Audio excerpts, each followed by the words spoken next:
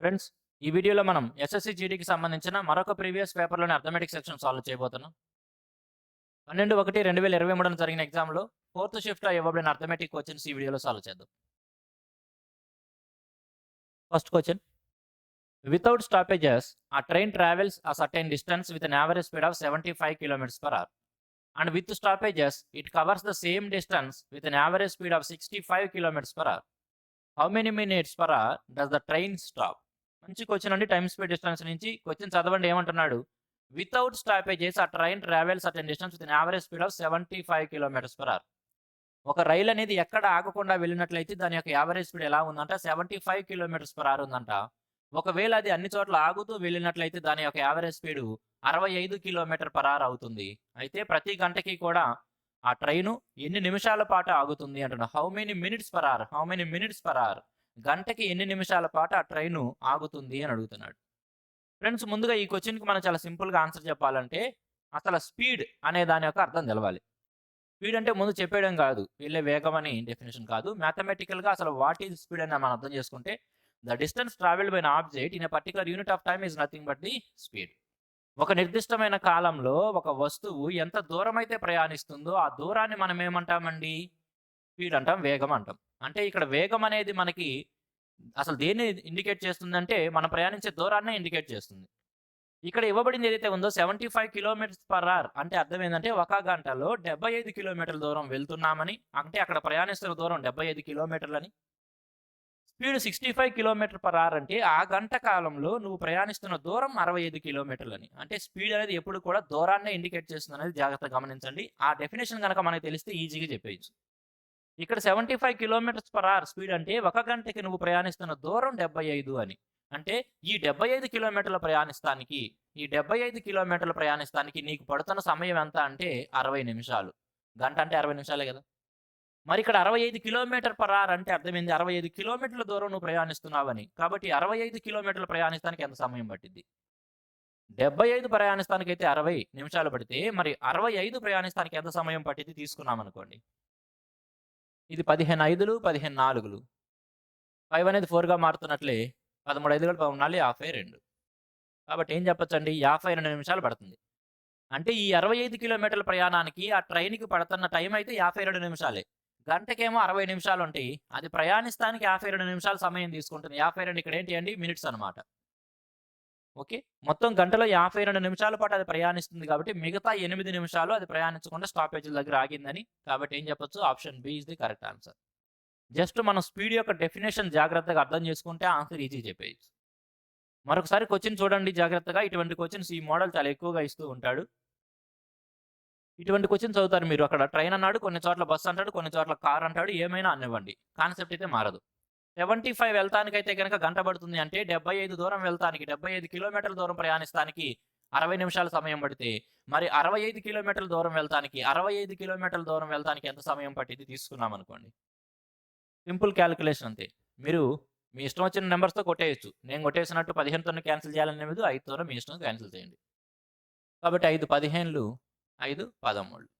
15 4 60 లాగే 13 4 52 రాస్తాను. కాబట్టి ఏం చెప్పొచ్చు? 52 నిమిషాల సమయం పడుతుంది. మరి గంటలో 60 నిమిషాలుంటే 52 నిమిషాల పాటు అది ప్రయాణించిందంటే మిగతా 8 నిమిషాల పాటు అది ఆగిందని ఆప్షన్ బి మన ఆన్సర్‌గా చెప్పాం. నెక్స్ట్ టైమ్ క్వెషన్ చూడగానే ఈ విధంగా సింగిల్ స్టెప్‌లో మీరు ఆన్సర్ చెప్పగలగాలి. Next one. If A is to B is equal to 5 is to 8 and B is to C is equal to 4 is to 7, then find the value of A is to B is to C. A is to B ఇచ్చాడు, B is to C ఇచ్చాడు, ABC కలిపి వేసి merging ratio చెప్పన్నాడు. Simple technique అండి. Ratio ప్రపోర్షన్‌లో నేర్చుకుంటాము. 2 నిష్పత్తులు ఇచ్చి వారెన్నిటిని కలిపి చెప్పమన్నప్పుడు ఎలా మెర్జ్ చేయాలి అనేది. సింపుల్‌గా ఏం చూడొచ్చండి ఇక్కడ. మనకి ఇక్కడ B ఉంది, ఇక్కడ B ఉంది. ఇక్కడేమో B అంటే 8 అంటున్నాడు, ఇక్కడేమో B అంటే 4 అంటున్నాడు. రెండు చోట్ల అదే B ఉంది. ఒకవేళ రెండు చోట్ల B యొక్క వాల్యూ సమానంగా ఉన్నట్లయితే ఆ రెండిటిని కలిపి వేసుకొని మనం సింగిల్ రేషియోలో రాసుకోవచ్చు కదా! మరి ఇక్కడ B వాల్యూ 8 ఉంది, ఇక్కడ B వాల్యూ 4 ఉంది. కాబట్టి ఇక్కడ కూడా B వాల్యూ 8గా మార్చాలంటే ఏం చేయాలి? ఇక్కడ ఇవ్వబడిన ఏదైతే రేషియో ఉందో దీన్ని మొత్తాన్ని 2తో మల్టిపుల్ చేసుకోవాలి.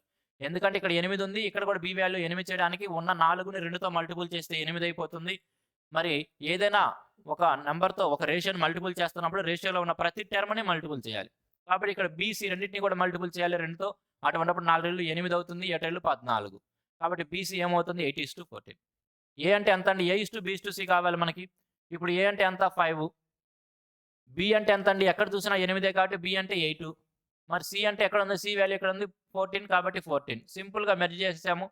A:B:C ఎంత? 5:8:14 ఎక్కడ ఇచ్చాడు? ఆప్షన్ ఏలోనే ఇచ్చాడు. 5:8:14. సింపుల్ లెక్క ఇది కూడా. ఫస్ట్‌ది ఈస్ వెరీ సింపుల్. సెకండ్‌ది very simple. Next one. A loan of 1,50,000 is availed with a compound interest rate of 10% per annum for 2 years compounded annually. It is to be paid in equally installments and the installment is to be paid at the end of each year. The value of equal yearly installment rounded off to the 2 decimal places. ఏమంటున్నారు చూడండి, 1,50,000 రూపాయల loan ఉందంట. ఆ loan of 1,50,000 is availed with a compound interest rate of 10% per annum for 2 years compounded annually. 1,50,000 రూపాయల loan లేదా అప్పు ఉందంట. దానిపైన సంవత్సరానికి 10% చొప్పున చక్రవడ్డీ చెల్లించాల్సి ఉంది. అంటే వాళ్ళు చక్రవడ్డీ ఛార్జ్ చేస్తారు.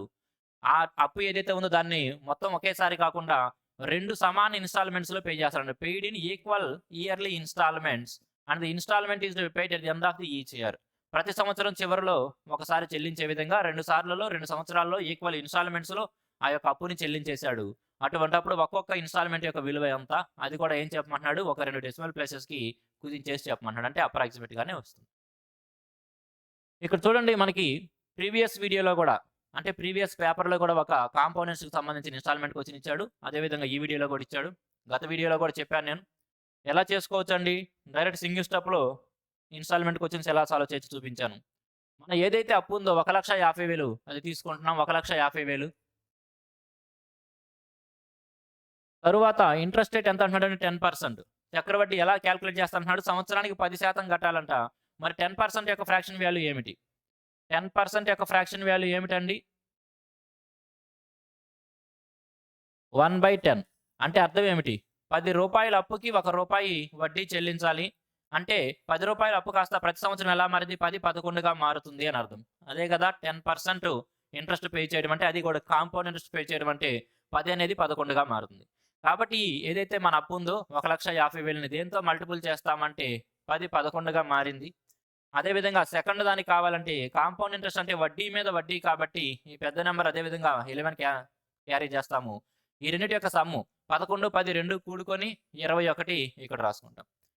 లాస్ట్ వీడియోలో కూడా చూపించాను. మీరు గనక ఈ విధంగా తీసుకున్నట్లయితే కాంపౌండ్ ఇంట్రెస్ట్ యొక్క ఇన్‌స్టాల్‌మెంట్‌కి సంబంధించిన క్వెషన్స్ ఇంతకంటే సులభంగా మీరు సాల్వ్ చేయలేరు. ఫ్రెండ్స్, ఈ ఒక్క క్వెషనే కాదు, నేను ప్రతి వీడియోలో చెబుతూనే ఉంటాను. ఏదైనా ఒక క్వెషన్‌కి నేను ఒక సొల్యూషన్ చెప్పానంటే మీకు దానికంటే బెస్ట్ సొల్యూషన్ ఎక్కడా దొరకదు. ఆ క్వెషన్‌ని సాధ్యమైనంత ది బెస్ట్ వేలో ఎలా సాల్వ్ చేయొచ్చో అది మాత్రమే నేను చెబుతాను. మీరు గమనించుకోవచ్చు, మీరు చాలామంది ఇటువంటి జీడీ పేపర్స్, ప్రీవియస్ పేపర్స్ సాల్వ్ చేసి పెడతామని పెడుతున్నారు. మీరు గమనించుకోండి, ఈచ్ అండ్ ఎవ్రీ క్వెషన్‌కి కూడా నా సొల్యూషన్ ఎలా ఉంటుంది, వేరే సొల్యూషన్ మీకు ఎలా దొరుకుతుందని. కాబట్టి నేను ఏవైతే ఈ వీడియోస్‌లో మీకు చెబుతున్నానో అవన్నీ గనక జాగ్రత్తగా మీరు నేర్చుకుంటే ఎగ్జామ్‌లో చాలా సింపుల్‌గా సాల్వ్ చేయగలుగుతారు.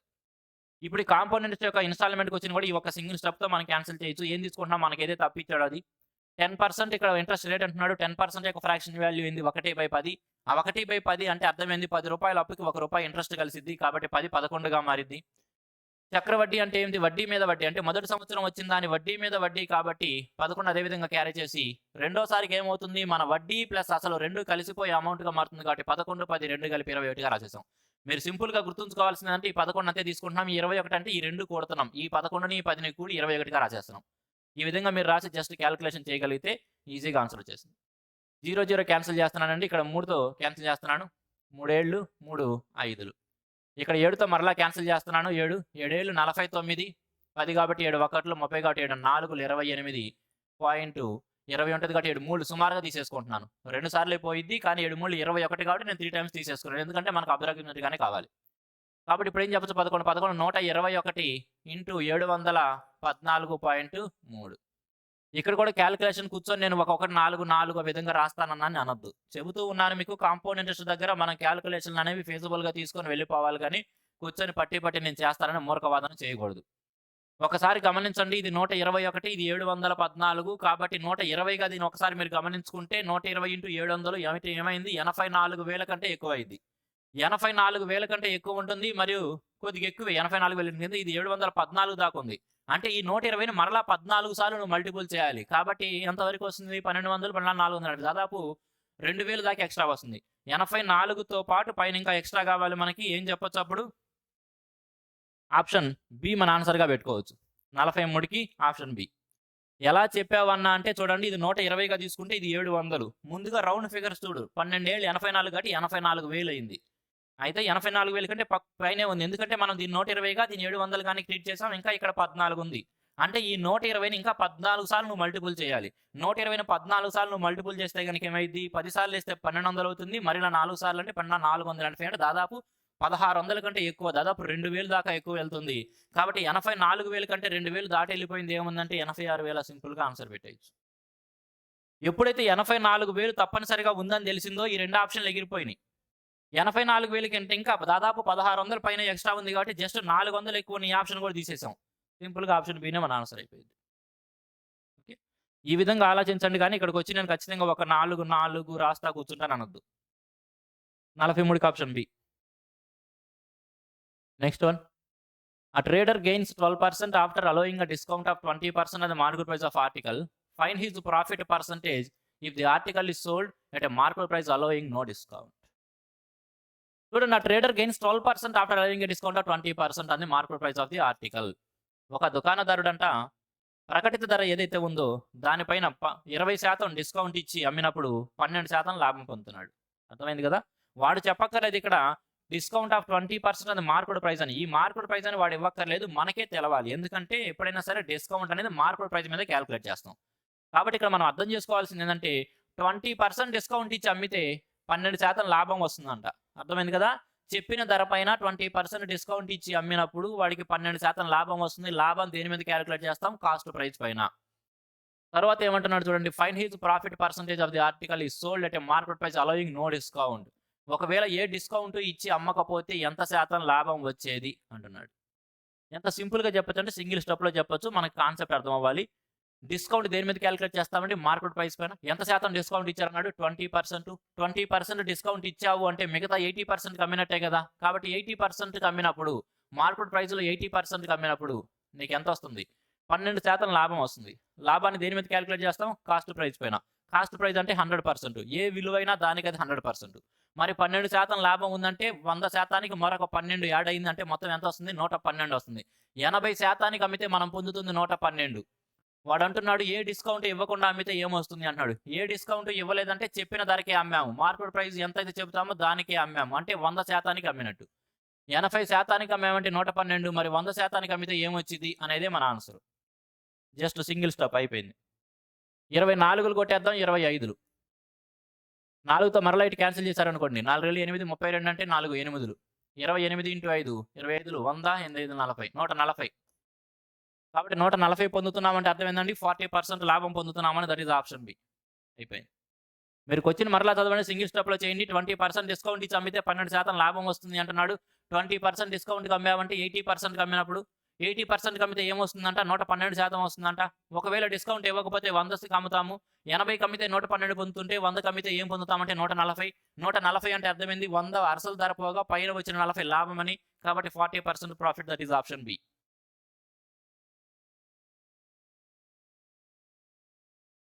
Next one. Lara deposited 8,000 in a bank which pays her compound interest at the rate of 10% per annum compounded half yearly. What is the amount she will receive after 18 months? లారా అనే వ్యక్తి అంటే 8,000 రూపాయలను ఏం చేసిందంటే deposit 8,000 in a bank. లారా అనే వ్యక్తి 8,000 రూపాయలు తీసుకెళ్లి బ్యాంకులో డిపాజిట్ చేసింది. ఆ బ్యాంకు ఆమెకి ఏ వడ్డీ పే చేస్తుందంటే సంవత్సరానికి 10% చొప్పున చక్రవడ్డీని, ఆ చక్రవడ్డీని కూడా అర్ధ సంవత్సరానికి ఒకసారి లెక్కించే విధంగా పే చేస్తుంది. 8,000 రూపాయలు తీసుకెళ్లి బ్యాంకులో డిపాజిట్ చేసింది. ఆ 8,000 రూపాయల పైన బ్యాంకు ఆమెకి సంవత్సరానికి 10% చొప్పున చక్రవడ్డీ ఇస్తుంది. మరియు చక్రవడ్డీని అర్ధ సంవత్సరానికి ఒకసారి లెక్కిస్తుంది. What is the amount she will receive after 18 months? 18 నెలల తరువాత ఆమె ఆ బ్యాంకు నుంచి పొందే మొత్తం ఎంత అంటున్నాడు. అంటే ఈ 8,000తో పాటు ఆ 18 నెలల్లో ఆమె సాధించిన వడ్డీ ఏదైతే ఉందో రెండు కలిపి ఆమె పొందుతుంది. సరే, ఇక్కడ చూడండి ఇయర్లీ 10% అంటున్నాడు.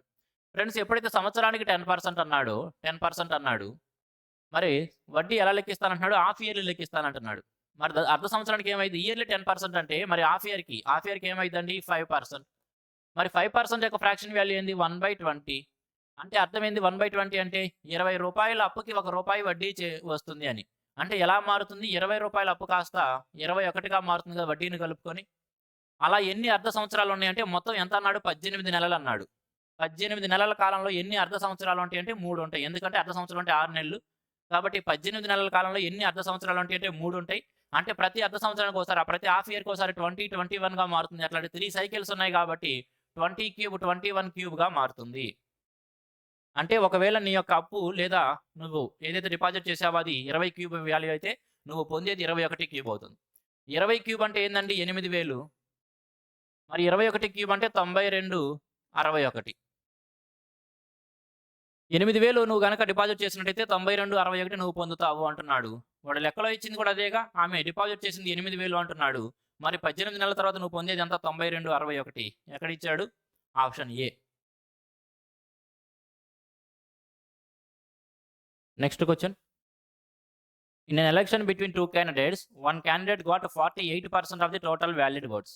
18% of the votes were invalid. If the total number of votes was 17,500, then what was the number of valid votes in the other candidate got? Election type of question percentage నుంచి. In an election between two candidates, ఇద్దరు వ్యక్తుల మధ్య ఒక ఎన్నిక జరిగిందంట, ఒక election జరిగింది.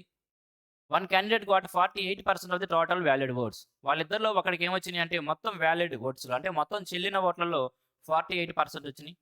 18% of the votes were invalid. మొత్తం ఏవైతే ఓట్లు పడినాయో వాటిలో 18% ఇన్వాలిడ్, చెల్లకుండా పోయినాయి. అంటే మిగతా 82% మాత్రమే చెల్లాయి అని. If the total number of votes was 17,500, then what was the number of votes other candidate got? మొత్తం ఓట్ల సంఖ్య 17,500 అయితే అవతల అభ్యర్థి ఎవరైతే ఉన్నాడో వాడికి ఎంత పర్సెంట్ ఓట్లు వచ్చినాయి అని అడుగుతున్నాడు. ఫ్రెండ్స్, ఏదైనా సరే దానికి అది 100% అని చెప్పుకుంటాం కదా. మరి ఇక్కడ ఒక క్యాండిడేట్కి 48% వచ్చినాయి అంటే అదర్ క్యాండిడేట్కి ఎంత వచ్చినట్టు? 52% వచ్చినట్టేగా. ఒక క్యాండిడేట్కి 48% ఓట్లు వచ్చినాయి అంటే అవతల వాడికి 52% వచ్చినాయి. కాబట్టి ముందు 52% తీసుకో. 52%. ఓకే, రాయగలిగితే కనుక దీన్ని ఎలా రాసుకోవాలి? ఒకేసారి 13/25గా రాసుకోవాలి. లేదనుకుంటే 52% తీసుకో, ఇబ్బంది ఏం లేదు. సరే, ఏమొచ్చినాయి? అవతల క్యాండిడేట్కి 52% వచ్చినాయి. ఓకే, దేంట్లో అంటే చెల్లిన ఓట్లలో వస్తాయి. అంతే కదా, చెల్లిన ఓట్లలోనే కదా వీడికి వాడికి లెక్కేసేది. మరి 18% వచ్చినప్పటికి ఇన్వాలిడ్ అన్నాడంటే మిగతా 82% చెల్లినట్లేగా, మిగతా 82% చెల్లినవిగా. కాబట్టి వీడికి వచ్చిన 52% దేంట్లో అంటే చెల్లిన ఓట్లలో. మరి చెల్లిని ఎన్ని ఉన్నాయంటే 82% ఉన్నాయి. 82%. మరి 82% దేంట్లో? మొత్తం ఓట్లలో. అర్థం చేసుకోండి, మొత్తం ఓట్లలో కొన్ని చెల్లినవి కొన్ని చెల్లని ఉంటాయి. ఈ ఓట్లలో నుంచి చెల్లిన ఓట్లలోకి వెళ్తాం. ఈ చెల్లిన ఓట్ల నుంచి తర్వాత సబ్ కేటగిరీ ఏముంటుంది? వాడికి వచ్చినాయి, వీడికి వచ్చినాయి. కాబట్టి ముందుగా అవతలడికి ఏమొచ్చినట్టు? 52%. దేంట్లో 52% వచ్చినాయి అబ్బాయి అంటే చెల్లిన ఓట్లలో. చెల్లిని ఎంత అబ్బాయి అంటే 82%. మరి దేంట్లో 82% అంటే మొత్తం ఓట్లలో. మొత్తం ఎంత? 1,75,000. సారీ, 17,500. 1 lakh కాదు, 17,500. సింపుల్ అయిపోయిందండి. జస్ట్ క్యాల్కులేషన్ చేస్తే వాడికి ఎన్ని వచ్చింది తెలిసిపోయింది. 2 సున్నాలు తీసిపారే. 25 ఏళ్ళు, 25 నాలుగులు, 4 ఒకటిలో 4 13 తీసుకుంటావు. 13 ఏళ్ళు 91 ఇంటూ 82 కావాల్సిన ఆన్సర్. కేవలం యూనిట్ డిజిట్ 2 ఉన్నది. యూనిట్ డిజిట్ 2 ఇచ్చాడు, చేయండి, ఏం పర్లేదు. 2 1 2 9 2 18, 8 8 9 72, 2 16 74 62. That is option D. Okay, 46వ దానికి ఆప్షన్ డి. ఏదైనా సరే మనం అర్థం చేసుకుంటే ఈ విధంగా సింగిల్ స్టెప్లో చేయించండి, ఇంకేం చేయాల్సిన అవసరం లేదు. ఒకవేళ లాస్ట్‌లో యూనిట్ డిజిట్ 2తో కలిగింది ఒకే ఆప్షన్ ఉంటే ఈ క్యాలిక్యులేషన్ కూడా చేయకుండా ఆన్సర్ అదే పెట్టేసేవాళ్ళం. 2 ఇచ్చాడు, అవి కూడా చాలా దగ్గరలో ఇచ్చాడు. 7,400లో 7,500 చాలా దగ్గరగా ఉన్నాయి. కాబట్టి తప్పు చేయకుండా మనం క్యాలిక్యులేషన్ చేసుకున్నాము, ఆన్సర్ పెట్టాము. Next one. A train runs at a speed of 90 kilometers per hour in the first 10 minutes and 60 kilometers per hour in the next 25 minutes and 15 kilometers per hour in the last 4 minutes. What is the average speed in kilometers per hour of the train? ఒక train ఏం చేసిందని చూడండి. ఆ train runs at speed of 90 kilometers per hour for the first 10 minutes. ఒక రైలు అనేది మొదటి 10 నిమిషాల పాటు గంటకి 90 కిలోమీటర్ల వేగంతో ప్రయాణించింది. తరువాత 25 నిమిషాల కాలం పాటు 60 స్పీడ్తో ప్రయాణించింది. తరువాత 4 నిమిషాలు 15 స్పీడ్తో ప్రయాణించింది. ఆ ట్రైన్ యొక్క మొత్తం ప్రయాణంలో యావరేజ్ స్పీడ్ ఎంత, సరాసరి వేగం ఎంత అంటున్నాడు. ఫ్రెండ్స్, ప్రతి వీడియోలోనూ ప్రతి క్వశ్చన్ పేపర్లోనూ యావరేజ్ స్పీడ్ నుంచి ఒక క్వశ్చన్ ఇచ్చాడు. స్టూడెంట్స్ గమనించుకోవాల్సిందంతే, నేను చెప్పాను మీకు చాలాసార్లు, ప్రీవియస్ క్వశ్చన్స్ ఈ పేపర్స్ ఏవైతే చేస్తున్నామో మనము వీటి నుంచే 90% ఆఫ్ ది క్వశ్చన్స్ మోడల్స్ వస్తూ ఉంటాయి. మీరు గమనించుకుంటే ఈ పేపర్లో ఏదైతే మోడల్ వస్తున్నాయో అదే మోడల్స్ అన్ని పేపర్లోనూ వస్తూ ఉంటాయి. మరీ ముఖ్యంగా యావరేజ్ స్పీడ్‌కి సంబంధించిన ప్రతి వీడియోలో వస్తూ ఉంది. మీరందరూ కూడా యావరేజ్ స్పీడ్ అనేది సెపరేట్‌గా ఒక పేపర్ మీద రాసుకొని, ఎలా చేస్తున్నాము, ఏ మోడల్ ఇచ్చినప్పుడు ఎలా చేస్తున్నాం అనేది చూసి గమనించుకోండి. నెక్స్ట్ రాబోతున్న ఎగ్జామ్స్‌లో కూడా మీరు యావరేజ్ స్పీడ్‌కి సంబంధించిన క్వెషన్స్ చూస్తారు. చూడగానే ఆన్సర్ చేయొచ్చు. ఫస్ట్ ఏమంటున్నాడండి? యావరేజ్ స్పీడ్ కనుక్కోమంటున్నాడు. మరి యావరేజ్ స్పీడ్ ఎలా వస్తుందని చెప్పుకుంటున్నాం. యావరేజ్ స్పీడ్ నేను ప్రతి వీడియోలో రాస్తున్నాను మీకు. యావరేజ్ స్పీడ్ ప్రతి వీడియోలో రాసి చూపిస్తున్నాను. ఎలా వస్తుంది మనకి? Total distance by total time. Total distance divided by total time. అంటే ప్రయాణించిన మొత్తం దూరాన్ని ప్రయాణానికి పట్టిన మొత్తం కాలంతో గనక మనం భాగిస్తే మనకేమొస్తుంది? యావరేజ్ స్పీడ్ వస్తుంది. మరి ఇప్పుడు వాడు ప్రయాణించిన టోటల్ డిస్టెన్స్ ఎలా వచ్చిందండి మనకి? టోటల్ డిస్టెన్స్ ఎలా వస్తుంది చూడండి. వాడేమంటున్నాడు? 10 నిమిషాల పాటు 90 స్పీడ్‌తో వెళ్ళాడు. 90 దేంట్లో ఇచ్చాడండి? 10 కిలోమీటర్స్ పర్ అవర్‌లో ఇచ్చాడు. వేగాన్ని దేంట్లో ఇచ్చాడు? కిలోమీటర్స్ పర్ అవర్‌లో ఇచ్చాడు. గంటల రూపంలో ఇచ్చాడు. ఇక్కడేమో మినిట్స్ రూపంలో ఉన్నాయి. ఏం చేయాలి? రెండిటిని ఒకే యూనిట్స్‌లో తీసుకోవాలి కాబట్టి, ఈ 10 మినిట్స్ ఏవైతే ఉన్నాయో వీటిని కూడా గంటల్లో తీసుకుంటున్నాను. మరి 10 నిమిషాలని గంటల్లో ఎలా రాయొచ్చంటే, 10 నిమిషాలని గంటకి 60 నిమిషాలు కూడా 60తో భాగిస్తాము. కాబట్టి ఏం చెప్పొచ్చండి? 10 నిమిషాలు గంటలో రాయాలంటే 10/60. ఇంత కాలం పాటు ఏ వేగంతో వెళ్ళాడు? 90 స్పీడ్‌తో వెళ్ళాడు కాబట్టి 90 స్పీడ్‌తో వెళ్ళాడు కాబట్టి ఇంటూ 90. తర్వాత ఏం జరిగింది చూడండి ప్లస్ 25 నిమిషాల పాటు 60 స్పీడ్‌తో వెళ్ళాడు. 25 నిమిషాల టైంని గంటల్లో రాయాలంటే ఏం చెప్పొచ్చు? 25/60. ఏ స్పీడ్‌తో వెళ్ళాడండి? ఏ స్పీడ్‌తో వెళ్ళాడాడు? 60 స్పీడ్‌తో వెళ్ళాడు. తర్వాత ఏం జరిగింది? 4 నిమిషాల పాటు 15 స్పీడ్‌తో వెళ్ళాడు. కాబట్టి 4 నిమిషాలని గంటల్లో రాయాలంటే 4/60. అలా ఎంత స్పీడ్‌తో అంటే 15 స్పీడ్‌తో కాబట్టి ఇంటూ 15. ఇప్పుడు మనకేమొచ్చింది? పైదంతా కూడా టోటల్ డిస్టెన్స్. వాడు ప్రయాణించిన మొత్తం దూరం. ఈ మొత్తం దూరాన్ని దేనితో భాగించాలండి? ఈ మొత్తం దూరాన్ని దేనితో భాగించాలి? అంటే టోటల్ టైము. మరి వాడికి పట్టిన టోటల్ టైమ్ ఎంత అంటే చూడండి ప్రతి చోట కూడా ఎంత ఇచ్చాడు? ఇక్కడేమో 10 నిమిషాలు ఇచ్చాడు. ఇక్కడేమో 25 నిమిషాలు. ఇక్కడేమో 4 నిమిషాలు. మొత్తం సమయం తీసుకుంటే 25, 10, 35, 4, 39 నిమిషాలు. 39 ఏంటి? నిమిషాలు. కానీ పైనంతా టైం ఎలా రాసాం మనం? గంటల్లో రాసాం. కాబట్టి ఇక్కడ కూడా ఏం చేయాలి? డినామినేటర్ 16 పెట్టుకుంటున్నాను. నిమిషాలని గంటల్లోకి మారుస్తున్నాను. ఇప్పుడు మనకేమొచ్చింది? ఇది మొత్తం కూడా గంటల్లో వస్తుంది. కిలోమీటర్ పర్ అవర్‌లో అని చెప్పన్నాడు కాబట్టి జస్ట్ క్యాన్సిల్ చేద్దాం. చూడండి. 11లో 16 తీసుకోవచ్చు. తర్వాత 61లో 15 కొట్టేయొచ్చు. ఎలానే చేయొచ్చు. లేదా 60తో ఒకేసారి 15 సార్లు కొట్టేయండి. ఈ మొత్తం మీద 15 వచ్చింది. 60, 60 పోయిన ఇక్కడ 25 మిగిలిద్ది. 15 ఒకటిలో 15 నాలుగు 4 పోయింది. 15 4 60, 60 క్యాన్సిల్ అయిపోయింది. అంటే ఇక్కడ ఏం మిగిలింది? 1 మిగిలింది. ఇక్కడే 39, 60, 60 అంతే ఉంచండి. ఇక్కడ 15, 25 ఎంత? 40, 1, 41. 41/39/60 అంటే 39 ఇక్కడే ఉంటుంది. 60 పైకెళ్తుంది కదా! ఇంటూ 60 అనమాట. కాబట్టి ఇక్కడ 3తో క్యాన్సిల్ చేసుకోవచ్చు. ఇక్కడ ఒకేసారి మీరు 3తో క్యాన్సిల్ చేసైనా రాసుకోవచ్చు. 3తో క్యాన్సిల్ చేస్తే ఒకేసారి ఏం రాయొచ్చు? 3, 13, 3, 20. 41 రెళ్ళు 820/13. డినామినేటర్ 13 ఉన్నది మన ఆన్సర్. అవి కూడా చాలా ఆప్షన్లు ఇచ్చాడు కాబట్టి ఇక్కడ మిక్స్డ్ ఫ్రాక్షన్‌లో రాయండి. 13 ఎంత వరకు వెళ్ళొచ్చు? 13 6 78 వరకు వెళ్ళొచ్చు. 40, 13 3 39, 63 1/13. ఆప్షన్ సిలో ఉంది. అదే మన ఆన్సర్. మీరు ఇక్కడే ఒకవేళ 3తో క్యాన్సిల్ చేస్తారంటే 3 13, 3 20లని ఈ స్టెప్ రాసే బాధ కూడా తగ్గిపోయింది. ఈ స్టెప్ కూడా లేకుండా డైరెక్ట్‌గా ఈ స్టెప్ రాసుకోవచ్చు అప్పుడు. ఈ స్టెప్ కూడా లేకుండా డైరెక్ట్‌గా ఈ 13 కింద ఉంటుంది. పైకి 20 వెళ్తుంది కాబట్టి 820/13 అని డైరెక్ట్ స్టెప్ రాసుకోవచ్చు. తర్వాత ఆన్సర్ మనకి మిక్స్డ్ ఫ్రాక్షన్‌లో కావాలి. కాబట్టి ఈ విధంగా రాయొచ్చు. 63 1/3%. 47కి సి.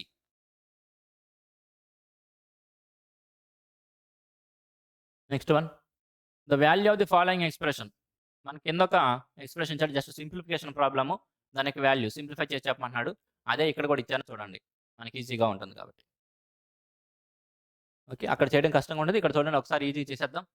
ఏం చెప్పాను నేను? అన్నిటికంటే చిన్న బ్రాకెట్ దగ్గర దాని యొక్క విలువను గమనించండి. ఇక్కడ ఎలా ఉంది? 56 - 8 + 9. కాబట్టి 56 + 1 దట్ ఈస్ 57గా చూడొచ్చు కదా! ఈ చిన్న బ్రాకెట్ ఏదైతే ఉందో దీని మొత్తం విలువ 56 నుంచి 8 తీసేయండి. 9 కూడండి అంటున్నాడు. కాబట్టి 56కి 1 కూడుకుంటే 57. కాబట్టి దీని మొత్తం విలువ ఎలా చూడొచ్చు మనం? 57. తర్వాత ఈ మీసాల బ్రాకెట్‌లో 42, 57 కూడమంటున్నాడు. 2 కూడితే ఏమవుతుంది? 99 అవుతుంది. కాబట్టి ఈ మీసాల బ్రాకెట్ వరకు వాల్యూ ఎలా చూడొచ్చు మనం? 99. దాని వరకు విలువని 99గా చూద్దాం.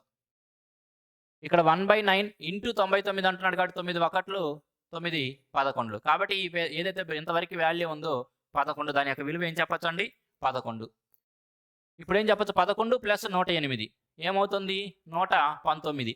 కాబట్టి మొత్తం మీద ఎలా చూడొచ్చు? 197 - 119 కావాలి. 120 తీసుకుంటే గనక 77, 78.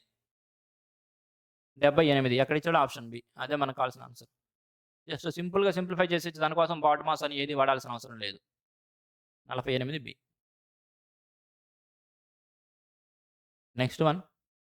In an election between three candidates ABC, 80% of the registered voters voted and all of the votes are valid. Candidate B got a 50% less votes than A, and the difference between the number of votes secured by B and C was 10,000. If B got 10% more votes than C, then the number of voters registered on the voting list is. చాలా మంచి question. ఇక్కడ ముగ్గురిని ఇచ్చాడు. ఇదే వీడియోలో అంటే ఇదే పేపర్లో మనం ముందు చూసాము. ఇద్దరు వ్యక్తుల మధ్య జరిగిన ఎలక్షన్కి సంబంధించిన క్వశ్చన్ ఇచ్చాడు. ఇక్కడ ముగ్గురికి సంబంధించింది ఇచ్చాడు. Friends, elections type of questions అన్నిటిని కూడా ఒకే వీడియోలో పెడుతూ ముందు దాని యొక్క కాన్సెప్ట్ చెప్పి తర్వాత అన్ని టైప్ ఆఫ్ క్వశ్చన్స్ పెడుతూ ఒక వీడియో చేస్తాను. త్వరలోనే యూట్యూబ్లో అప్లోడ్ చేస్తాను. తప్పనిసరిగా అందరూ చూడండి. అంటే ఆ వీడియో చూసారంటే మీరు ఎలక్షన్ సంబంధించిన ఏ క్వశ్చన్ వచ్చినా సరే చేయగలుగుతారు. ఈ ఒక్క జీడీ కోసమనే కాదు, ఏ ఎగ్జామ్కైనా సరే బేసిక్ నుంచి వెరీ హై లెవెల్ క్వశ్చన్స్ దాకా దాంట్లో ఇన్సర్ట్ చేస్తాను. కాబట్టి వన్స్ ఆ వీడియో చూసారంటే ఏ కాంపిటేటివ్ ఎగ్జామ్లో అది జీడీ అవ్వచ్చు, సిహెచ్ఎల్ అవ్వచ్చు, సీజీఎల్ అవ్వచ్చు, బ్యాంక్ పీఓ అవ్వచ్చు, ఎస్ఐ ఎగ్జామ్స్ అవ్వచ్చు, ఏ ఎగ్జామ్స్కైనా సరే ఎలక్షన్ టైప్ ఆఫ్ క్వశ్చన్స్ వచ్చినాయి అంటే ఆ వీడియో చూస్తే చాలు. క్వశ్చన్ చదవండి జాగ్రత్తగా. ఇక్కడ in an election between three candidates ABC, 80% of the registered voters voted and all the votes were valid అంటున్నాడు. ఏబీసీ అనే ముగ్గురు వ్యక్తులు ఒక ఎలక్షన్లో పాల్గొన్నారు. అక్కడికి వచ్చి ఓట్లేసిన వాళ్ళు ఎంత అంటే మొత్తం రిజిస్టర్డ్ ఓటర్స్లో 80% మంది వచ్చి ఓటేశారు. అంటే ఇక్కడ ఈ ఓటర్ లిస్టులో ఎంతమంది అయితే ఓటర్ లిస్టులో పేరుందో వాళ్ళల్లో 80% మంది వచ్చి ఓటేశారు. తర్వాత ఏమంటున్నాడు, candidate B got 50% less votes than A. Candidate B అనేవాడు ఏకి వచ్చిన ఓట్ల కంటే 50% తక్కువ పొందాడు. And the difference between the number of votes secured by B and C was 10,000. బికి మరియు సికి వచ్చిన ఓట్ల మధ్య డిఫరెన్స్ 10,000. తర్వాత if B got 10% more votes than C, B అనే వ్యక్తి సి కంటే 10% ఎక్కువ ఓట్లు పొందాడు. Then the number of voters registered on the voting list is. అప్పుడు ఆ ఓటర్ లిస్ట్లో ఉన్న మొత్తం సభ్యుల సంఖ్య ఎంత అని అడుగుతున్నాడు. ఈ క్వశ్చన్లో చాలా డేటా ఉంది కదండి. మనం ప్రాక్టీస్ ద్వారా అర్థం చేసుకోవాలి ఎక్కడి నుంచి మనం స్టార్ట్ చేయాలి లెక్క అనేది. నేనైతే కనుక ఈ లెక్కని ఇక్కడ నుంచి స్టార్ట్ చేస్తున్నాను. If B got 10% more votes than C, ఆ లైన్ చాలా ఇంపార్టెంట్ లైన్గా తీసుకోవాలి. బి అనే వ్యక్తికి సి కంటే కూడా 10% ఎక్కువ ఓట్లు వచ్చినాయి అంటున్నాడు. ఇక్కడ ముగ్గురు అభ్యర్థులు ఉన్నారు, ఏబిసి అనే ముగ్గురు ఉన్నారు. ఈ బి అనేవాడికి సి కంటే 10% ఎక్కువ వచ్చినాయి అంటే సికి ఒకవేళ 10 తీసుకుంటే బికి ఎన్ని వచ్చినట్టు 11 వచ్చినట్టే కదా. 10% ఎక్కువ. 10% యొక్క ఫ్రాక్షన్ వాల్యూ 1/10. 10% యొక్క ఫ్రాక్షన్ వాల్యూ 1/10 అండి. కాబట్టి 10 కంటే ఒకటి ఎక్కువ అంటే ఒరిజినల్ 10 అంటే సికి 10 వస్తే బికి ఒకటి ఎక్కువ వచ్చినట్టు కాబట్టి 11గా తీసుకున్నాం. ఇవన్నీ మన మనసులో మన క్యాలిక్యులేషన్ జరగాలి, రాసి కాదు.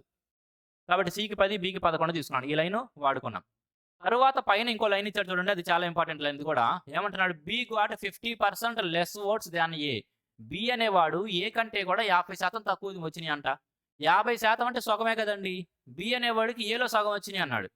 మరి బికి 11 వచ్చినాయి. ఇవి ఏకి సగం అంటున్నాం అంటే ఏకి ఎన్ని వచ్చినట్టు అంటే 22 వచ్చినట్టేగా. అర్థమైంది కదా. ఆ రెండు లైన్స్ నుంచి ఏబీసీకి ఏవైతే ఓట్స్ వచ్చినాయో వాటి యొక్క రేషియో మనం తీసుకోగలిగాము. ఏబీసీలు ముగ్గురికి వచ్చిన ఓట్స్ యొక్క రేషియో 22:11:10 అనమాట. తర్వాత లైన్ ఏమన్నాడు చూడండి, the number of votes secured by B and C was B 10,000. The difference between the number of votes secured by B and C was 10,000. బికి మరియు సికి వచ్చిన ఓట్ల మధ్య డిఫరెన్స్ 10,000 అంటున్నాడు. అంటే ఈ రెండింటి మధ్య డిఫరెన్స్ ఇక్కడ 11 ఉంది, ఇక్కడ 10 ఉంది. ఈ రెండింటి మధ్య డిఫరెన్స్ ఎంత? ఒక యూనిట్ వాల్యూ 10,000 అంటున్నాడు. మొత్తం అక్కడ ఎంతమంది ఉన్నారు ఓటర్ లిస్ట్ అంటున్నాడు. ఇవి ఏవైతే మనం రేషియో రాసామో ఇవన్నీ కూడా ఏంటంటే ఓటర్ లిస్ట్లో ఉన్న వాళ్ళందరి కాదు, వచ్చి ఓటేసిన వాళ్ళు. ఓటర్ లిస్ట్లో వాళ్ళంతా ఓటేయలేదు. కేవలం 80% అది ఓటర్ లిస్ట్ మాత్రమే ఓటేశారు. అంటే మిగతా 20% వేయలేదనేగా. అంటే ఇక్కడ ఏవైతే మనం ఓట్లు పంచుతున్నామో ఇవి ఖచ్చితంగా ఆ 80%లో ఈ టోటల్లో 80%లో ఇవి పంచుతున్నాం. కాబట్టి ముందు సెక్షన్ ఏమి రాసుకోవాలి, 80% ఆఫ్ ది టోటల్. 80% యొక్క ఫ్రాక్షన్ వాల్యూ 4/5 కాబట్టి డైరెక్ట్గా అదే రాస్తున్నాను. అర్థమవుతుంది కదా. 80% యొక్క ఫ్రాక్షన్ వాల్యూ 4/5. ఈ 4/5 దేంటోది టోటల్లోది కాబట్టి 4/5 ఆఫ్ ది టోటల్ అని డైరెక్ట్ స్టెప్ రాస్తున్నాను. కాబట్టి మొత్తంలో 4/5 వంతు మంది ఓట్లు వేశారు. 4/5 ఆఫ్ ది టోటల్ ఓట్లు వేశారు. ఓకే, 4/5 ఆఫ్ ది టోటల్ ఓట్లు వేశారు. దీనిలో ఏం జరిగిందంటే వీళ్ళిద్దరి మధ్య difference 1 unit value. Out of ratio మొత్తం ఎంత? 22, 11, 33, 10, 43. అవుట్ ఆఫ్ 43 యొక్క వాల్యూ 4/5 ఆఫ్ ది టోటల్లో 1/43 వాల్యూ ఎంత అన్నాడండి? 10,000 అన్నాడు. డైరెక్ట్ వచ్చేసింది మనకి. ఇంకా టోటల్ ఓట్స్ ఎన్ని అనేది వచ్చేస్తుంది. 4తో క్యాన్సిల్ చేయండి. 4తో క్యాన్సిల్ చేస్తే కనుక 25, పక్కన 2 సున్నాలు. ఇక్కడేమైంది 43 ఇంటూ 5 25 125 కాబట్టి టోటల్ ఓట్స్ ఏమైందంటే 25 125 ఇంటూ 43 చివరిలో 5 యూనిట్ డిజిట్ వచ్చింది. వాల్యూ ఏమవుతుంది 125 ఇంటూ 4 500 125 3 375 ఓకే 5375 5375 పక్కనట్టు 2 సున్నాలు వదిలేసాం కాబట్టి ఆ 2 సున్నాలు పడేస్తాము 53 75 2 సున్నాలు 53 75 2 సున్నాలు that is option D. Okay option D మంచి క్వశ్చన్ సింగిల్ స్టెప్లో మనం రాసుకోవచ్చు. ఈ రేషియో కనుక జాగ్రత్తగా తీసుకోగలిగితే ఈ స్టెప్ని డైరెక్ట్గా మనం రాయొచ్చు.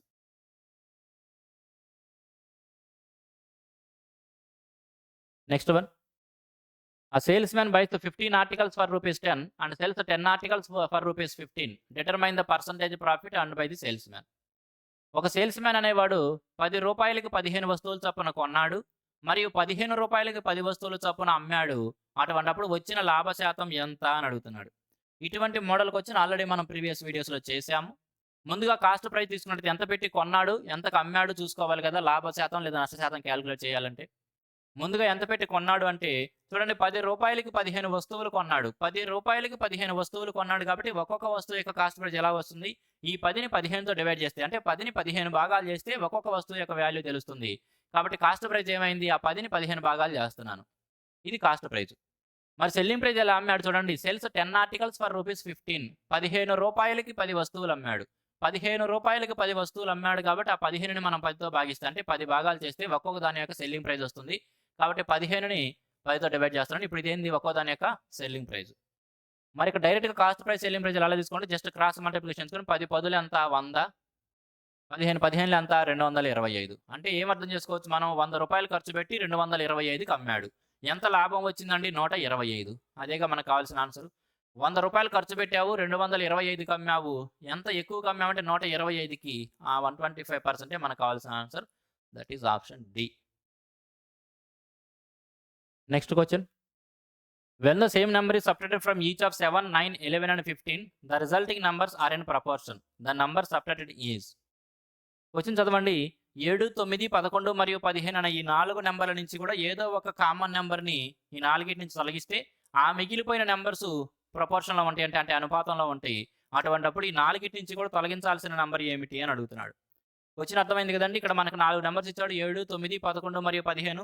ఈ 4 నుంచి కూడా ఏదో ఒక కామన్ నెంబరే తీసేస్తాడు. అంటే తీసేస్తే అన్నిటి నుంచి 1 తీసేస్తే అన్నిటి నుంచి 2 తీస్తాడు తీసేస్తే అన్నిటి నుంచి 3 ఆ విధంగా అన్నిటి నుంచి ఒకటే నెంబర్ని తీస్తాడంట. ఆ విధంగా నెంబర్స్ తీసేసిన తరువాత ఆ మిగిలిపోయిన నెంబర్స్ ప్రపోర్షన్లో ఉంటాయి. అసలు ప్రపోర్షన్లో ఉండడం అంటే అర్థం ఏందండి ఏవైనా 2 నిష్పత్తులు ఒకదానికొకటి సమానంగా ఉంటే అప్పుడు ఏమంటాం ఆ 2 ప్రపోర్షన్లో ఉన్నాయి అంటాము అంటే అనుపాతంలో ఉన్నాయి అని. మరి అనుపాత నియమం ఏమిటి rule of proportion the product of extremes is equal to product of means కదా అంటే అంత్యముల లబ్ధము ఈజ్ ఈక్వల్ టు మధ్యముల లబ్ధం. సరే ఇక్కడ ఈ విధంగా కొన్ని నెంబర్స్ ఇచ్చి వాటికి ఏ నెంబర్ కూడితే అవి అనుపాతంలోకి వస్తాయి లేదా వాటిని ఏ నెంబర్ తీసివేస్తే అనుపాతంలో వస్తుంది అని చెప్పినప్పుడు డైరెక్ట్గా ఎలా రాసుకోవచ్చు అనేది నేను రేషియో అండ్ ప్రపోర్షన్ అనే నా యొక్క కోర్సులో చెప్పాను కదా అక్కడ మనం డైరెక్ట్గా డిస్కస్ చేసాం. కాబట్టి సింగిల్ స్టెప్లో ఇటువంటి క్వశ్చన్స్ ఎలా సాల్వ్ చేసుకోవచ్చు అంటే ముందుగా ఈ చివరి 2 ఏవైతే ఉన్నాయో వాటి యొక్క ప్రొడక్ట్ తీసుకుంటాం ఎంత 15 ఏళ్ళు ఎంత అండి 15 ఏళ్ళు 105 ఆ 105కి అదేవిధంగా డిఫరెన్స్ తీసుకుంటాం 9 11 ఎంత 99 వాటి మధ్య డిఫరెన్స్ని దేనితో మనం డివైడ్ చేస్తాము అంటే 15 7 కూడుకుంటే ఎంత అవుతుంది 15 7 కూడితే 22 వాటికి 9 11 కూడుకుంటే వచ్చే డిఫరెన్స్తో 9 11 కూడుకుంటే 20 ఆ డిఫరెన్స్తో డివైడ్ చేస్తాం. అర్థమవుతుంది కదా. ముందుగా ఏం చేసుకున్నాం 15 7 యొక్క ప్రొడక్ట్ తీసుకున్నాం 105 9 11 99 ఆ రెండింటి మధ్య డిఫరెన్స్ని ఆ రెండు సమ్ చేసుకుంటే వచ్చే వాటి మధ్య డిఫరెన్స్తో డివైడ్ చేస్తాం. అంటే 7 15 22 9 11 కూడితే 20 వీటితో డివైడ్ చేస్తాం. కాబట్టి 105కి 99కి మధ్య డిఫరెన్స్ ఎంత 6 ఆ డిఫరెన్స్ దేంతో డివైడ్ చేయాలి 22కి 20కి మధ్య డిఫరెన్స్ దట్ ఈస్ 2 6/2 అంటే ఏం చెప్పొచ్చు 3 ఎక్కడ ఆప్షన్ డి. ఈ విధంగా డైరెక్ట్ సింగిల్ స్టెప్తో ఏ నెంబర్ని తీసేయాలి లేదా ఏ నెంబర్ని కూడాలనే చేయొచ్చు. ఏ నెంబర్ని కూడాలన్నా కూడా ఇదే విధంగా చేస్తామండి తేడా ఏమీ లేదు. సింగిల్ స్టెప్లో ఎలా చేయొచ్చు అనేది నా యొక్క రేషియో ప్రపోర్షన్ క్లాస్ రూమ్లో చెప్పాను అక్కడ నేర్చుకోవచ్చు. 51 option D. Next one A, B and C can do a piece of work in 8, 4 and 16 days respectively. How many days will A take to complete the entire work if A is assisted by B and C on every second day? Okay చూడండి ABC ముగ్గురు కూడా ఒక పని 8 రోజులు 4 రోజులు మరియు 16 రోజుల్లో చేయగలరంట. అయితే ఏకి బి మరియు సి ఇద్దరు కూడా ప్రతి రెండవ రోజు సహాయం చేస్తూ మరియు ఏ అనేవాడు ప్రతిరోజు పనిచేస్తూ వెళ్తే ఈ మొత్తం పని ఎంత కాలంలో పూర్తవుతుంది అంటున్నాడు. ముందుగా ఏబీసీ ఎవరైతే ఇచ్చారో వాళ్ళ యొక్క టైమ్స్ 8, 4, 16 ఇచ్చాడు కాబట్టి ఆ ఇవ్వబడిన నంబర్స్ ప్రకారం మనం టోటల్ వర్క్ రాసుకోవచ్చు కదా. టోటల్ వర్క్ ఆ 8, 4, 16 మూడిట్లో పెద్ద నెంబర్ ఏదైతే ఉందో 16, ఆ 16 చేత అన్ని నెంబర్స్ డివిజిబుల్ అవుతాయి కాబట్టి టోటల్ వర్క్ని 16గానే రాస్తున్నా. టోటల్ వర్క్ను మనం సింపుల్గా 16 తీసుకోవచ్చు. అటువంటప్పుడు వాళ్ళ యొక్క కెపాసిటీస్ ఏం చేయొచ్చండి. ఏ యొక్క ఒక రోజు కెపాసిటీ ఏమవుతుందంటే ఈ 16 పనిని 8 రోజుల్లో చేయగలడంట. కాబట్టి ఏ యొక్క ఒక్కొక్క రోజు కెపాసిటీ ఏమవుతుందండి 8 రెళ్ళు కాబట్టి రోజుకి 2 చేయగలడు. తర్వాత బి యొక్క ఒక్కొక్క రోజు కెపాసిటీ తీసుకుంటే ఇదే 16 పనిని బి అనేవాడు 4 రోజుల్లో చేయగలడు. కాబట్టి ఒక్కొక్క రోజుకి ఏం చేయగలడంటే 4. మరి సి ఒక రోజు కెపాసిటీ ఏమవుతుందంటే ఇదే 16 పనిని సి 16 రోజుల పాటు చేస్తాడు కాబట్టి ఒక్కొక్క రోజు కెపాసిటీ 1. ఏబీసీ యొక్క 1 డే కెపాసిటీస్ వచ్చేసినాయి. ఇప్పుడు వాడు వర్క్ ఎలా సాగుతుందని చెబుతున్నాడు చూడండి. A is assisted by B and C both on every second day. ప్రతి రెండవ రోజున ఏకి బి మరియు సి అనే వాళ్ళు సహాయం చేస్తారు అంటున్నాడు. అంటే ఏ వాడంతటాడు రోజు పని చేసుకుంటూ వెళ్తాడు. ఏ మాత్రం రోజు పని చేస్తానే ఉంటాడు. ఈ విధంగా ఏ ఒంటరిగా రోజు పని చేస్తానే ఉంటాడు, కొనసాగుతూ ఉంది. కానీ బీసీ ఇద్దరు కూడా వాడికి ప్రతి రెండో రోజు సహాయం చేస్తారంటే మొదటి రోజు ఏ ఒంటరిగా పనిచేశాడు. రెండవ రోజు వచ్చేటప్పటికి ఏకి బీసీ ఇద్దరు కూడా సహాయం చేశారు. అంటే ఆ రోజు ముగ్గురు కలిసి పనిచేశారు అని అర్థం. తరువాత రోజు మరలా ఏ ఒక్కడిగా ఒంటరిగా పనిచేస్తాడు. ఆ తరువాత రోజు ఏకి బీసీ ఇద్దరు కూడా సహాయం చేస్తారు. బీసీ ఇద్దరు కలిసి పనిచేస్తారు. ఆ తరువాత రోజు మరలా ఏ ఒంటరిగా పనిచేస్తాడు. ఆ తర్వాత మరలా రెండవ రోజు ఏకి బీసీ ఇద్దరు కలిసి సహాయం చేస్తారంటే ప్రతి రెండవ రోజు ఏబీసీ ముగ్గురు పనిచేస్తున్నారు. ఈ విధంగా వర్క్ సాగుతూ వెళ్తుంది. ఇటువంటి కేసెస్‌లో మనం ఏం చేసుకుంటామంటే ఒక బ్యాచ్ తీసుకుంటాం. ప్రతి 2 రోజులకు ఒక బ్యాచ్ జరిగిపోతుంది. ఒక సైకిల్ పూర్తవుతుంది. మొదటి రోజు ఏ పని చేస్తున్నాడు. తర్వాత రోజు ఏకి బీసీ సహాయం చేస్తున్నారు కాబట్టి ఇక్కడ ఒక సైకిల్ అయిపోయింది. తరువాత మరలా ఏ ఒంటరిగా పనిచేస్తాడు. తర్వాత ఏతో పాటు బీసీ. కాబట్టి ఇక్కడ ఏం తీసుకుంటే ఎన్ని సైకిల్స్ ఉందో తీసుకుంటాం. ఇక్కడ బ్యాచ్ ఏం తీసుకోవచ్చు ఎవ్రీ 2 డేస్‌కి. ప్రతి 2 రోజులకి ఒక బ్యాచ్‌గా తీసుకోవచ్చు. మరి ఫర్ ఎవ్రీ 2 డేస్ ఎంత వరకు జరుగుతుంది? ఫర్ ఎవ్రీ 2 డేస్ చూసుకుంటే ప్రతి 2 రోజులకి ఎంత పని జరుగుతుంది మనం గమనించామనుకోండి. అక్కడ చూస్తే ఏ 2 సార్లు పనిచేస్తున్నాడు. బి ఒకసారి, సి ఒకసారి పనిచేస్తున్నారు. మరి ఏ 2 సార్లు పనిచేస్తే ఒక్కొక్క రోజుకి 2 చొప్పున ఏ 2 రోజులు పనిచేస్తే 2 రెళ్ళు 4 వరకు జరిగిద్ది. ఏ తన వంతుగా 4 చేశాడు. బి ఒకసారి, సి ఒకసారి పనిచేస్తున్నాడు. బి ఒకరోజు పనిచేస్తే 4 చేయగలడు. అదేవిధంగా సి ఒకరోజు పనిచేస్తే 1. కాబట్టి మొత్తం మీద ప్రతి 2 రోజులకి ఎంత పని జరిగిద్ది అంటే గనక ఏం చెప్పొచ్చు 9 వరకు జరిగిద్ది. ఎంత? 9 వరకు జరుగుతుంది. ప్రతి 2 రోజులకి 9 వరకు అయిపోతుందండి. మనం అలా ఎన్ని బ్యాచెస్ తీసుకోగలం అంటే 2 బ్యాచెస్ తీసుకోగలం అంటే తీసుకోలేం. ఎందుకంటే మరొక బ్యాచ్ కూడా తీసుకున్నావనుకో నువ్వు ఇక్కడ మరొక సైకిల్ కూడా తీసుకున్నట్లయితే అక్కడ మరలా ఇంకొక 9 చొప్పున అంటే 9 రెళ్ళు 18 వరకు జరిగిద్ది. కానీ చేయాల్సిన వరకు 16 కాబట్టి ఇంక రెండో బ్యాచ్‌కి వెళ్తానికి సాధ్యం లేదు. ఏమైంది ఇంతవరకి 2 రోజుల్లో 9 వరకు అయిపోయింది. తరువాత 2 సార్లు ఇంక వీళ్ళంతా పని చేస్తానికి సాధ్యం కాదు కాబట్టి కంప్లీట్‌ది. తరువాత 2 రోజులు అయిపోయిన మూడవ రోజు ఎవరు పని చేస్తారు? ఏ ఒంటరిగా పని చేస్తాడు. ఏ ఒంటరిగా పని చేస్తే ఒక రోజుకి ఎంత పని పూర్తయిద్ది? 2 పని పూర్తయిపోయింది. అంటే అంతవరకు 11 పని అయిపోయింది. 11 పని అయిపోతే ఇంక రిమైనింగ్ ఎంత? 16లో 5 పని ఉంది. కాబట్టి ఫోర్త్ డే కంప్లీట్ రోజు పట్టదు. ఆ 5 పనికి వీళ్ళు ముగ్గురు కలిస్తే రోజుకి ఏం చేయగలరంటే ఏబీసీ ముగ్గురు కలిస్తే రోజుకి ఏం చేయగలరంటే 2 + 4 + 1 అంటే 4, 2, 6, 1, 7. కాబట్టి 5/7. మూడవ రోజు అయిపోయిన తర్వాత ఇక 4వ రోజు కంప్లీట్‌గా పట్టకుండా కేవలం 5/7 కాలం మాత్రమే పట్టిద్ది.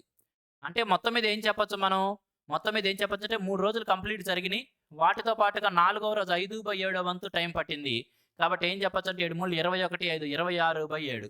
26/7. ఎంత టైం పట్టిద్ది? 26/7. మంచి క్వెషన్ జాగ్రత్తగా చేయండి.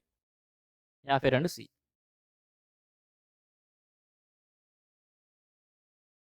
Next one. A triangle has 2 equal sides and the third side is 1.5 times of any of these sides. If the perimeter of the triangle is 14 units, then the area of the triangle is dash square units అంటున్నాడు. ఒక triangle ఉందంటే ఆ triangle has 2 equal sides. ఒక ట్రయాంగిల్కి 2 సమాన భుజాలు ఉన్నాయంట. మరియు మూడవ భుజం ఈ రెండిట్లో దేంతో అయినా సరే 1.5 రెట్లు ఉందంట. ఎప్పుడైతే 2 సమాన భుజాలు ఉన్నాయని తెలిసిద్దో మనకేం తెలవాలి? అది ఒక ఐసోసెలిస్ ట్రయాంగిల్. తెలుగులో సమద్విబాహు త్రిభుజం అంటాం. అంటే ఒకవేళ మీరు డయాగ్రమ్ గీయాల్సిన అవసరం లేదు. జస్ట్ మీకు చూపిస్తున్నాను. ఒక ట్రయాంగిల్ ఉందంట. ఆ ట్రయాంగిల్‌లో ఈ 2 భుజాలు సమానంగా ఉన్నాయి. ఈ 2 సమానంగా ఉన్నాయి. ఇది వాటికి 1.5 రెట్లు ఉంది. 1.5 రెట్లు అంటే అర్థం ఏందండి? 1.5 రెట్లు అంటే 3/2 కదా, 1.5 అంటే 3/2 అనేగా. అంటే మిగతావి 2 ఉంటే ఇది 3 ఉంది అని అర్థం. మిగతావి 2 యూనిట్లు ఉంటే ఇది 3 యూనిట్లు ఉందని. కాబట్టి ఒకవేళ ఈక్వల్‌గా ఉన్న సైడ్స్ ఏవైతే ఉన్నాయో అది ఒక్కొక్కటి 2 యూనిట్ల పొడవు ఉన్నట్లయితే ఇది 3 యూనిట్ల పొడవు ఉన్నట్టు. తరువాత ఏమంటున్నాడు చూడండి, వాటి యొక్క చుట్టుకొలత ఎంత అన్నాడు? 14 యూనిట్స్ అంటున్నాడు. The perimeter of the triangle is 14 units. దాని యొక్క చుట్టుకొలత 14 యూనిట్స్. చుట్టుకొలత అంటే అర్థమైంది, ఈ భుజము, ఈ భుజము, ఈ భుజం 3 కూడినవి. 3 సైడ్స్ కూడుకుంటే మనకి చుట్టుకొలత అవుతుంది. అంటే దీని లెంత్, దీని లెంత్, దీని లెంత్ 3 కలుపుకోవాలి. ఒకవేళ ఇక్కడ మనం ఏదైతే తీసుకున్నామో ఆ యూనిట్స్ ప్రకారం చూసుకుంటే 2, 2, 4, 3, 7. 7 యూనిట్ల వాల్యూ 14 అన్నాడంటే ఒక్కొక్క యూనిట్ వాల్యూ ఏం తెలుస్తుంది? ఒక్కొక్క యూనిట్ వాల్యూ 2 అని తెలిసిపోయింది కదా. ఒక్కొక్క యూనిట్ వాల్యూ 2 అని తెలిసిన తర్వాత మరి ఈ సైడ్ యొక్క లెంత్ ఏమవుతుంది? 2 రెళ్ళు 4 అవుతుంది. ఈ సైడ్ యొక్క లెంత్ 2 రెళ్ళు 4, ఈ సైడ్ యొక్క లెంత్ 3 రెళ్ళు 6. ఇప్పుడు మనకి లెక్క ఎలా అయిపోయింది? 4, 4 మరియు 6 సైడ్స్‌గా కలిగిన ట్రయాంగిల్ యొక్క ఏరియా. ఐసోసెలిస్ ట్రయాంగిల్ యొక్క ఏరియాకి ఫార్ములా ఏందండి? ఐసోసెలిస్ ట్రయాంగిల్ అంటే సమద్విబాహు త్రిభుజం. తెలుగులో సమద్విబాహు త్రిభుజం యొక్క ఏరియాకి ఫార్ములా b/4 √4a² - b². ఇక్కడ ఏ అంటే ఈక్వల్ సైడ్, బి అంటే అదర్ సైడ్. ఏ అంటే ఇక్కడ ఏందండి? Equal side. ఇక్కడ ఏ అంటే ఈక్వల్ సైడ్ అంటే సమంగా ఉన్నవి ఏవైతే ఉన్నాయో దాని పొడవు. బి అంటే అదర్ సైడ్ అనమాట, దాని యొక్క పొడవు అనమాట. కాబట్టి ఇప్పుడు మనకు ఆన్సర్ ఏం చెప్పొచ్చు అండి? ఆన్సర్ ఏం చెప్పొచ్చు? b/4. బి అంటే అదర్ సైడ్ ఎంత? 6. 6/4 √4a². 4 ఇంటూ ఏ అంటే ఎంత? సమానంగా ఉన్నాయి అంటే ఒక్కొక్కటి 4. కాబట్టి 4² అంటే ఇక్కడ 4a² అంటే ఏ ప్లేస్లో మనం 4 పెడతాం కాబట్టి దాని యొక్క స్క్వేర్. 4² అంటే ఎంత అండి? 16. 16 4 64. ఏం అర్థం చేసుకోవచ్చు ఇక్కడ? 64. దాని యొక్క వాల్యూ ఎంత? 64. 4a² అంటే 64 మైనస్ b². బి అంటే ఎంత? 6. 6² అంటే 36. కాబట్టి ఏం చెప్పచ్చు? 30 అంటే 40 తీసుకుంటే 28. బయటికి 28 వస్తుంది. అంటే దీని వాల్యూ ఎంత? 28. 28. మరి 28 అంటే ఎలా చూడొచ్చు? 4 ఏళ్లుగా చూడొచ్చుగా. 28 అంటే 4 ఏళ్లుగా చూడొచ్చు కదా. కాబట్టి 4 × 7. 4కి ఏమో బయటికి రూట్ 2 బయటకు వస్తుంది. 7 అంతే మిగులుతుంది. కాబట్టి ఎలా చూడొచ్చు మనం? 6/4 × 2 √7 అన్నమాట. 6 12 4 1 4 3 కొట్టేయచ్చు. 3√7 మిగిలిద్ది. ఎంత? 3√7. 3√7 ఎక్కడ ఇచ్చాడు? ఆప్షన్ ఏలో 3√7. ఇవన్నీ మీకు అర్థం కావడం కోసం ట్రయాంగిల్ గీయడం ఇదంతా చేశాను కానీ మనం ఇప్పుడు చేద్దాం చూడండి ఈ లెక్కన. మరలా ఇదంతా మనకు బుర్రలో ఉండి ఈ ఫార్ములా మనకి బ్రెయిన్లో ఉంటే ఎలా చేయొచ్చు ఈ లెక్కన అనేది. ఇదంతా నేర్చుకున్నారు కదా. ఇప్పుడు మరలా ఎగ్జామ్లో ఇదే లెక్క వచ్చింది మనకి, ఎలా చేద్దాం చూద్దాం. ఇంత అయితే రాయం కదా అప్పుడు. ఆ ఫార్ములా మనకి బుర్రలో ఉంటుంది. సైడ్ అంటే ఏంది? ఈక్వల్ సైడ్ అంటే ఏమిటి? అదర్ సైడ్ అంటే ఏమిటి తెలుసు. మరి అక్కడ ఒక్కొక్క సైడ్ యొక్క లెంత్ మనం తీసుకోవచ్చు. ఎలా? ఇప్పుడు మరలా ఇదే క్వశ్చన్ చదువుతాము. 2 ఈక్వల్ సైడ్స్ ఉన్నాయి. మూడవ సైడ్ దీనికి 1.5 టైమ్స్ ఉంది. దానికి చుట్టుకొలత 14 అన్నాడు. అటువంటిప్పుడు దానికి ఏరియా అడుగుతున్నాడు. వెంటనే 1.5 చూడంగానే అర్థమవుతుంది 3/2 కదా. కాబట్టి 2 సమానం అయితే ఏవైతే ఉన్నాయో అవేమో ఒకటి 2 2, అవతల దానిదేమో 3. ఇటు యొక్క చుట్టుకొలత 14 అన్నాడు కాబట్టి 2 2 4 3 7. 7 యూనిట్ల వాల్యూ 14 అయినప్పుడు ఒక్కొక్క యూనిట్ వాల్యూ 2 కాబట్టి దాని యొక్క సైడ్స్ ఎలా తెలుస్తాయి మనకి? 2 4 2 4 3 6. కాబట్టి సైడ్స్ అనేవి 4 4 6గా తెలిసిపోతాయి. 4 4 6 అని రాసుకుంటాం. డయాగ్రామ్ ఏం గీయం. ఫార్ములా కూడా ఏం రాయము. ఏం చేస్తాం? మనకు ఫార్ములా బుర్రలో ఉంటుంది కదా.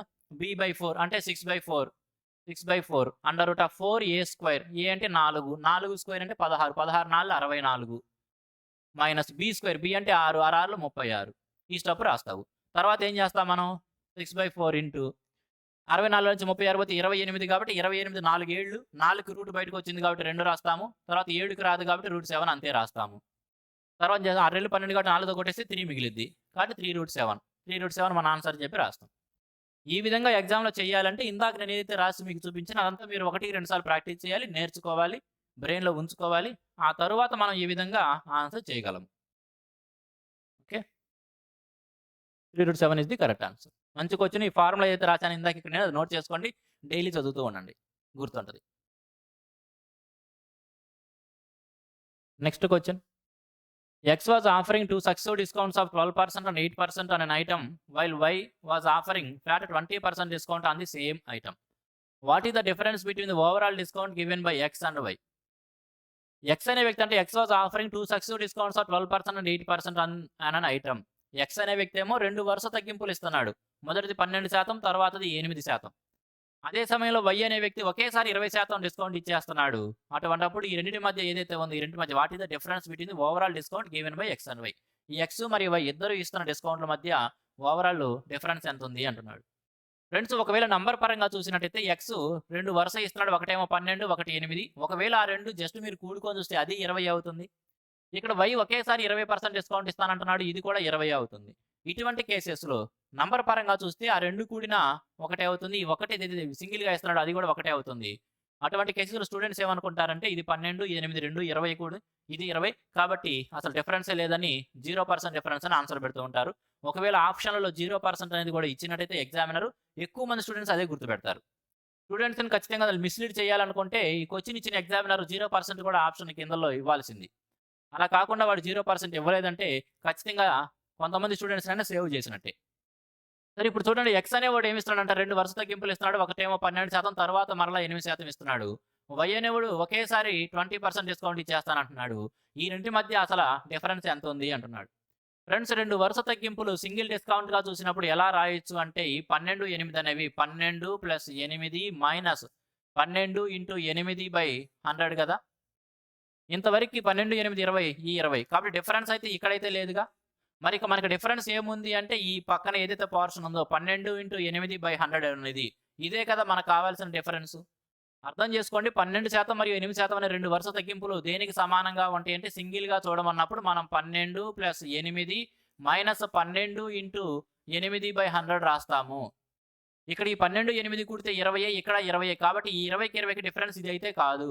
మరి ఏది డిఫరెన్స్ అవుతుందంటే ఈ పక్కన మనం ఏదైతే నంబర్ రాసామో ఇది మనకు కావాల్సిన డిఫరెన్సు. ఇది అర్థం చేసుకున్న తర్వాత నెక్స్ట్ టైము మీరు ఎక్స్‌లు, వైలు ఇవన్నీ రాయాల్సిన అవసరం ఉందా? లేదు కదా! ఇప్పుడు మరలా క్వెషన్ చదవండి. ఇదే క్వెషన్ మీకు ఎగ్జామ్‌లో వచ్చింది. మరలా ఇప్పుడు చదువుతున్నారు. 12% ఒకటి, 8% ఒకటి అనే 2 వరుస తగ్గింపులకి ఒకేసారి 20% తగ్గింపు దానికి మధ్య డిఫరెన్స్ మధ్య భేదం అడిగితే ఏం చేస్తారు నెక్స్ట్ టైము? డైరెక్ట్‌గా ఈ 12, 8 ఒకదానితో ఒకటి మల్టిపుల్ చేసుకొని ఆ 12, 8 దానిని 100తో డివైడ్ చేస్తారు. అదేగా మనకు కావాల్సిన ఆన్సర్. 12 × 8ని 100తో డివైడ్ చేస్తారు. 12 96 100తో డివైడ్ చేస్తున్నాం కాబట్టి 0.96 ఎక్కడుందండి? ఆప్షన్ ఏలోనే కళ్ళ ముందే కనపడుతుంది. 54కి ఆప్షన్ ఏ. ఈజీగా పెట్టేయచ్చు. నెక్స్ట్ టైమ్ ఇదే విధంగా పెట్టాలండి. మరొక ఎగ్జాంపుల్ ఇస్తాను చూడండి. 13% మరియు 7% అనే 2 వరుస తగ్గింపులకు 20% ఒకే తగ్గింపుకి మధ్య డిఫరెన్స్ ఎంత అన్నాడనుకోండి. ఇక్కడ మీరు కూడిన 13, 7 25 అక్కడ 25. కానీ ఆన్సర్ ఏం చెప్పాలి? 13 ఏళ్ళు తీసుకుంటారు 91 డివైడెడ్ బై 100 అంటే ఏం చెప్పొచ్చు? 0.91% అని ఆన్సర్ చెబుతారు. నెక్స్ట్ టైం మాత్రం ఇటువంటి క్వెషన్స్‌కి ఇదే ఆన్సర్ చెప్పాలి. నోట్‌తోని క్యాలిక్యులేషన్ చేసి చెప్పాలి. మరొక ఎగ్జాంపుల్ చూపిస్తాను చూడండి. మరొక ఎగ్జాంపుల్ 18% మరియు 8% అనే 2 వరుస తగ్గింపులు. ఒకేసారి 26% అనే ఒక తగ్గింపు. ఈ రెండిటి మధ్య డిఫరెన్స్ ఏమవుతుంది అంటే మీరు ఇక్కడ 18, 8 కూడిన 26% అయితే అక్కడ 26 అయ్యిద్ది. కాబట్టి ఇటువంటి కేసెస్‌లో ఏం చేయమని చెబుతున్నాను? ఇక్కడ ఇవ్వబడిన 2 నంబర్స్‌ని మల్టిపుల్ చేసుకుంటాం. 18 144 డివైడెడ్ బై 100 రాస్తావు. కాబట్టి ఏం చెబుతావు? 1.44% డిఫరెన్స్ ఉంది ఆ రెండిటి మధ్య అని చెబుతాం. పర్సెంటేజ్‌లో మనం successive increase or successive discount అని. అంటే వరుస పెరుగుదల లేదా వరుస తరుగుదల అనే కాన్సెప్ట్ నేర్చుకుంటాము పర్సెంటేజ్ క్లాసెస్‌లో. అక్కడ బాగా నేర్చుకుంటే ఇటువంటి క్వెషన్స్‌ని జస్ట్ నోట్‌తో ఓరల్‌గా మనం ఆన్సర్ చేసేయొచ్చు. 1.44 అయ్యుండేది ఈ నంబర్స్ ఇచ్చినట్టయితే. కాబట్టి నెక్స్ట్ టైమ్ ఇటువంటి క్వెషన్స్ వచ్చినట్లయితే ఇప్పుడు నేనైతే చెప్పానో ఆ 2 నంబర్స్‌ని మల్టిపుల్ చేసుకొని 100తో డివైడ్ చేయండి. అదే మన answer.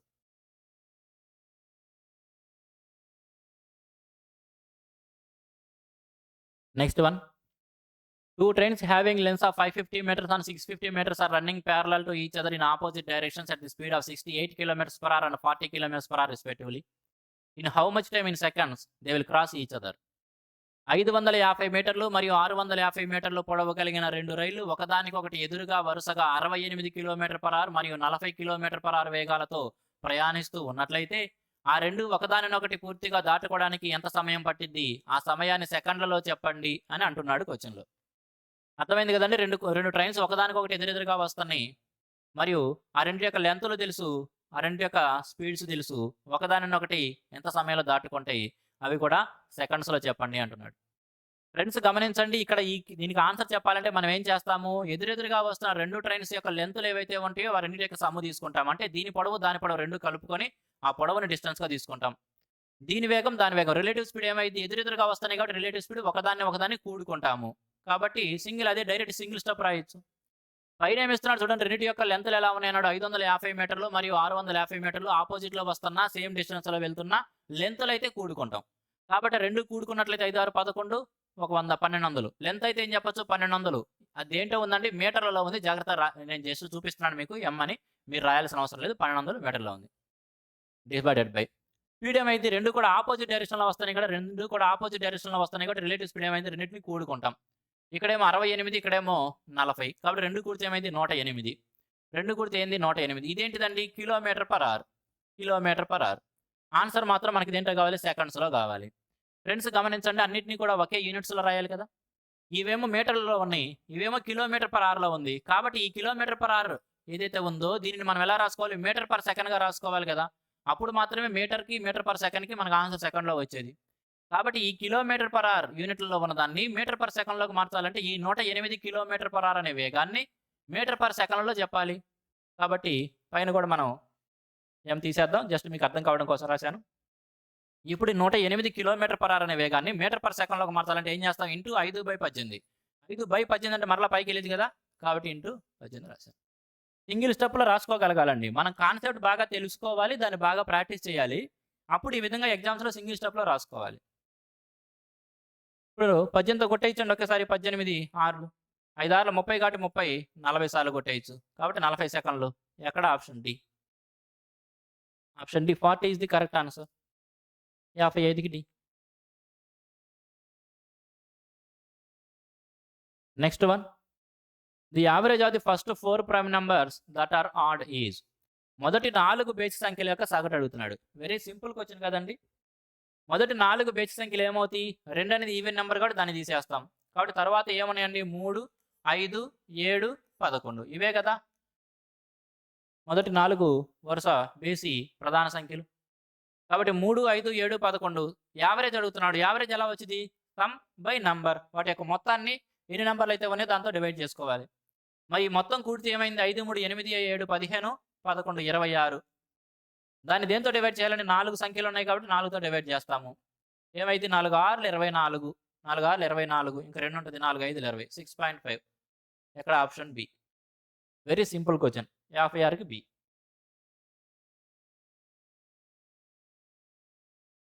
A man purchased 2 items at the same price and sold one at a profit of 10% and other at a loss of 5%.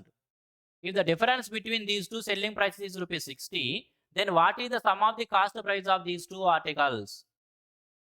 ఏమంటున్నాడు చూడండి, a man purchase 2 items at the same price. ఒక వ్యక్తి 2 వస్తువులని ఒకే ధరకి కొన్నాడు. Sold one at a profit of 10% and other at a loss of 5%. ఈ రెండిట్లో ఒక వస్తువునేమో 10% లాభానికి, మరొక వస్తువుని 5% నష్టానికి అమ్మాడంట. ఇప్పుడు if the difference between the selling price of these two ఈ 60 రూపీస్, ఈ రెండింటి యొక్క అమ్మకం ధరల మధ్య భేదం 60 రూపాయలు అయినట్లయితే, then what is the sum of the cost price of these two articles. ఈ రెండు వస్తువుల కొన్న ధరల మొత్తం ఎంత అంటున్నాడు. ఫ్రెండ్స్, ఆ రెండింటి యొక్క కాస్ట్ ప్రైస్ సమానం అని ఇచ్చాడు. ఆ రెండు ఒకే ధరకి కొన్నాడు. ఒకదాన్ని 10% లాభానికి అమ్మాడు, మరొకదాన్ని 5% నష్టానికి అమ్మాడు. ఒకదాన్ని 10% లాభానికి, మరొకదాన్ని 5% నష్టానికి. అంటే ఈ రెండింటి మధ్య ఎంత డిఫరెన్స్ ఉందండి, 15% డిఫరెన్స్ ఉంది. అర్థం చేసుకోండి. ఇక్కడ ఉండవు 10% లాభానికి. ఇక్కడ ఉన్నారండి ఇద్దరు మనుషులు ఫస్ట్ ఇక్కడ ఉంచొని ఉన్నారు. ఒకడు 10% లాభానికి అమ్మానంటున్నాడు. ఒకడేమో ముందు వైపుకి 10 అడుగులు వేసాడు, ముందు వైపుకి 10 అడుగులు వేసాడు. ఇంకొకటేమో 5% నష్టానికి అన్నాడు. ఇంకొకడేమో వెనక వైపుకి 5 అడుగులు వేసాడు. ఇప్పుడు ఈ ఇద్దరు వ్యక్తుల మధ్యన డిఫరెన్స్ ఎంత, ఇటు ఒక 5 అడుగులు, అటు ఒక 10 అడుగులు, మొత్తం కలిపి 15 అడుగులేగా. అదే కదా అక్కడ అడిగింది. 10% లాభానికి మరియు 5% నష్టానికి మధ్య డిఫరెన్స్ ఎంత, 15%. కాబట్టి ఆ 15% వాల్యూ, ఆ 15% వాల్యూ ఎంతకు సమానం అని ఇస్తున్నాడు, 60 రూపాయలకి. మనమేం చెప్పాలి, ఆ రెండింటి యొక్క కాస్ట్ ప్రైజుల యొక్క మొత్తం చెప్పాలి. ఒక్కొక్క దానికి 100% చొప్పున, రెండు కలిపితే ఎంత అవుతాయి, 200% అవుతాయి. కాబట్టి 200% వాల్యూ కావాలి మనకి. 15% వాల్యూ 60 అయితే 200% ఎంత, 15 4 60 లాగి 20, 2 4 8, పక్కన 2 సున్నాలు పెడతావు కదా. ఆప్షన్ డి అయిపోయింది. కాన్సెప్ట్ తెలిస్తే సింగిల్ స్టెప్స్ ఏదైనా. 57కి option D. Next one. Which of the following number is not divisible by 16? ఈ కింది వాటిలో ఏది 16 చేత భాగించబడదు అంటున్నాడు. అంటే 16 యొక్క డివిజిబిలిటీ రూల్ తెలవాలి, దాని యొక్క భాజనీయత సూత్రం తెలవాలి. మరి 16 అంటే అర్థం ఏందండి, 16 అంటే 2/4 కదా. 16 అంటే 2/4 కదా. కాబట్టి ఎంత పెద్ద నెంబర్ ఇచ్చినప్పటికీ దానిలోని చివరి 4 అంకెల చేత ఏర్పడే సంఖ్య ఏదైతే ఉంటుందో అది 16 చేత డివిజిబుల్ అవుతుందా లేదా అని చెక్ చేసుకుంటాం. అదే కదా 16 యొక్క డివిజిబిలిటీ రూల్. ఈ నంబర్స్ ఉన్నాయి. వీటిలో చివరి 4 మాత్రమే కావాలి. ఆప్షన్ ఏలో చివరి 4 ఏంది? 68, 26. ఇప్పుడు ఆ ముందున్న ఒకటి మనం తీసుకోము. 6826 మాత్రమే పట్టించుకుంటాం. అది 16 చేత భాగించబడుతుందా లేదా చూస్తాము. ఏదైతే భాగించబడదో అదే మన ఆన్సర్ అయింది. ఇప్పుడు దీన్ని 16తో డివైడ్ చేశాను. 16 నాలుగు 64, 42 ఉంటుంది. 16 ఏళ్ళు 32, 10 ఉంటుంది 106. 16తో డివిజిబుల్ కాదు. ఈ మొత్తం నంబర్ ఏదైతే ఉందో 16,826 అనే నంబరు ఇది 16 చేత డివిజిబుల్ కావటం లేదు. ఏది కాదో అదే మన ఆన్సర్ అయింది. కాబట్టి ఆప్షన్ ఏనే ఆన్సర్ అవుతుంది.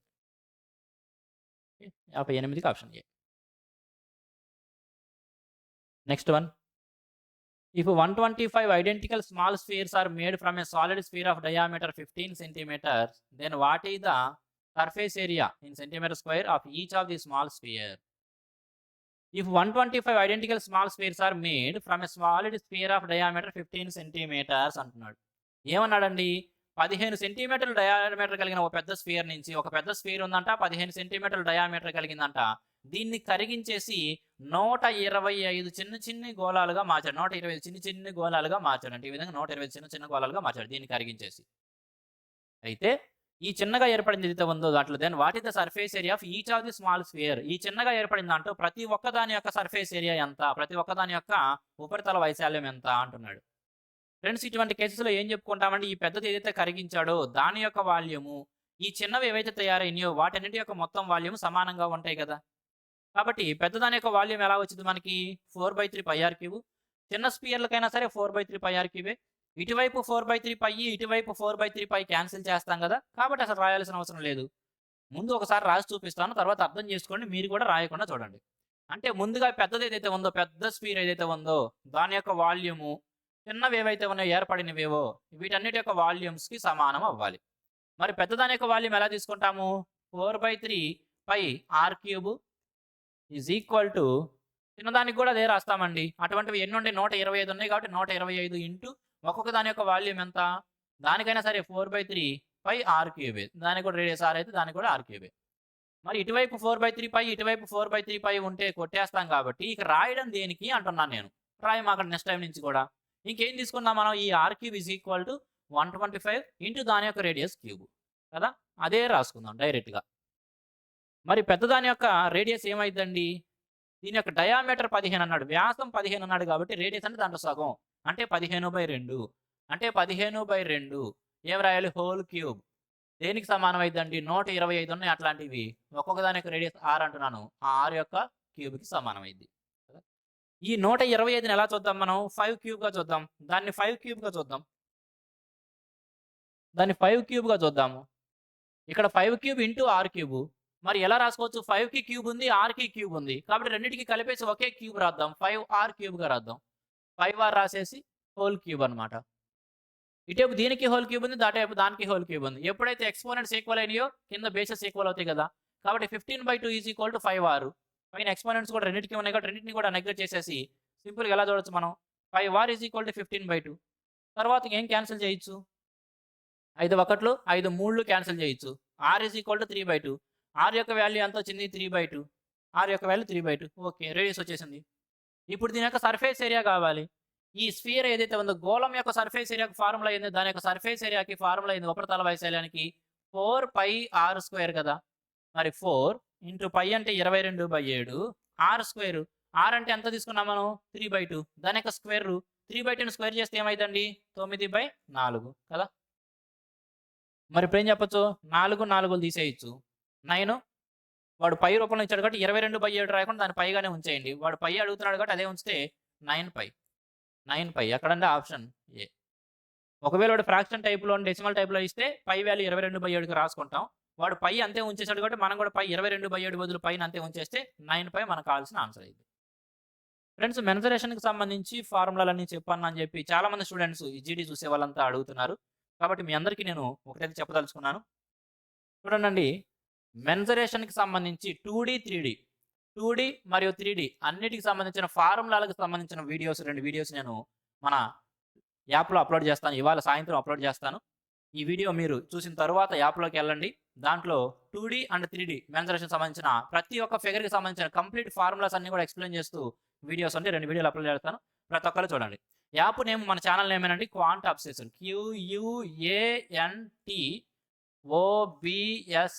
QUANTOBSESSED క్వాంట్ అబ్సెస్డ్ అనేది. ప్లే స్టోర్‌లో మీరు యాప్‌ని సెర్చ్ చేయండి. మన ఛానల్ నేమ్ మీదే మీకు ప్లే స్టోర్‌లో యాప్ దొరికిద్ది. దాంట్లోకెళ్ళిన తర్వాత జీడీ 2023 అనే టైటిల్‌తో మీకొక వీడియో ఫైల్ కనపడుతుంది. దాంట్లో చూడండి ఈ నైట్ మీరు ఈ వీడియో చూసిన తరువాత అక్కడికి యాప్‌లోకెళ్ళండి. అక్కడ నేను 2 వీడియోస్ అప్లోడ్ చేస్తాను. దాంట్లో 2డీ మరియు 3డీ.